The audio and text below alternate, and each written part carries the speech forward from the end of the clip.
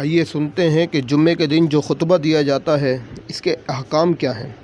فرمایا جو جمعے کے دن کلام کرے یعنی خطبے کے دوران، اس کی مثال اس گدھے جیسی ہے جو بوجھ اٹھائے ہوئے ہو، اور اس وقت جو کوئی اپنے ساتھی سے یہ کہے کہ چپ رہو تو اسے جمعے کا ثواب نہ ملے گا۔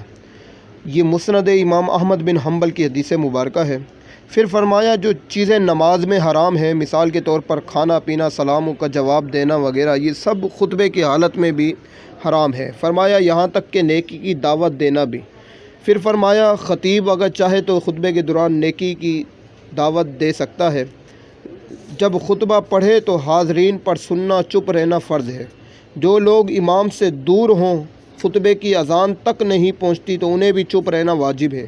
اگر کسی کو بری بات کرتے دیکھے تو ہاتھ یا سر کے اشارے سے منع کر سکتے ہیں، لیکن زبان سے یہ منع کرنا ناجائز ہے۔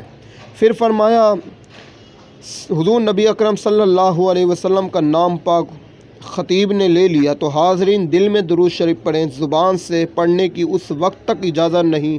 یوں ہی صحابہ اکرام رضی اللہ تعالیٰ عنہم کا ذکر پاک بھی آئے تو آپ رضی اللہ تعالیٰ عنہم زبان سے کہیں، کہنے کی آپ کو اجازت نہیں ہے، لیکن دل سے کہہ سکتے ہیں، دل میں۔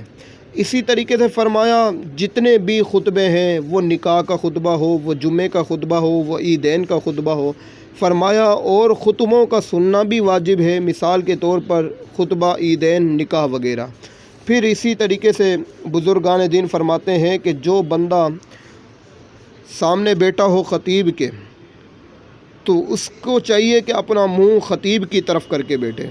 اسی طریقے سے پھر بزرگان دین فرماتے ہیں کہ دوزانوں بیٹھ کر خطبہ سنیں، پہلے خطبے میں ہاتھ باندھیں، دوسرے میں رانوں پر ہاتھ رکھیں تو انشاءاللہ 2 رکعت پڑھنے کا آپ کو ثواب ملے گا۔ یہ مشکوٰۃ شریف کی حدیث مبارکہ ہے۔ اعلیٰ حضرت امام احمد رضا فرماتے ہیں کہ خطبے میں حضور نبی اکرم صلی اللہ علیہ وسلم کا نام پاک سن کر دل میں درود پاک پڑھیں، زبان سے بالکل خاموش رہیں، یہ فرض ہے۔ در مختار میں ہے کہ خطبے میں کھانا پینا، کلام کرنا، اگرچہ سبحان اللہ کہنا، سلام کا جواب دینا یا نیکی کی بات بتانا فرمایا حرام ہے۔ اسی طریقے سے اعلیٰ حضرت امام احمد رضا نے ایک اور جگہ لکھا کہ خطبے میں چلنا حرام ہے، یہاں تک کہ علماء کرام فرماتے ہیں کہ اگر ایسے وقت آیا کہ خطبہ شروع ہو گیا تو مسجد میں جہاں تک پہنچیں وہیں رک جائیں، پھر